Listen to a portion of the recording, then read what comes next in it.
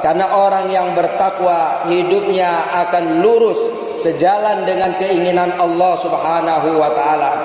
Seorang pemimpin yang bertakwa kepada Allah Subhanahu wa taala, dia akan takut kepada Allah Subhanahu wa taala.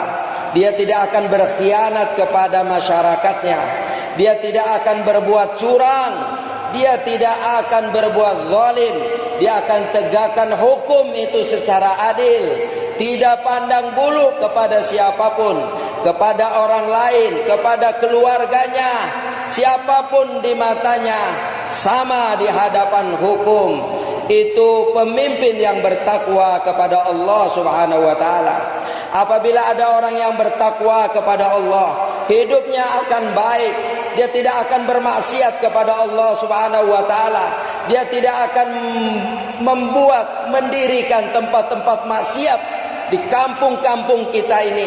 Dia tidak akan berjudi, mabuk-mabukan narkoba, berzina. Na'udzubillahi min dzalik. Itu apabila kita bertakwa kepada Allah Subhanahu wa taala.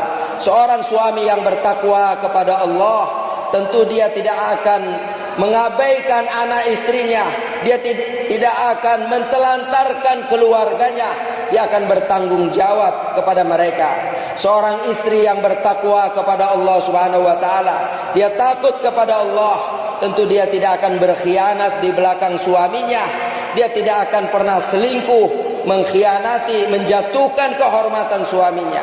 Seorang anak yang bertakwa kepada Allah Subhanahu wa taala, tentu dia tidak akan durhaka kepada kedua orang tuanya, karena dia tahu Allah Subhanahu wa taala memberitahukan melalui lisan baginda Rasul sallallahu alaihi wasallam, ridallah fi ridal walidain. Keridhaan Allah ada terletak pada keridhaan kedua ibu bapa. Wa suhtullah fi suhtil walidain. Dan kemurkaan Allah ada pada kemurkaan kedua ibu bapa.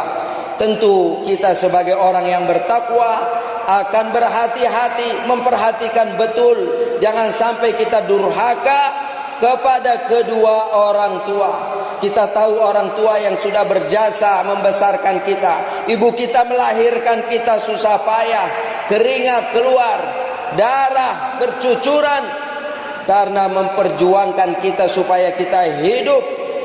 Tugas kita sekarang berbakti kepada kedua orang tua yang merupakan pintu surga daripada Allah Subhanahu wa taala yang Allah berikan kepada kita.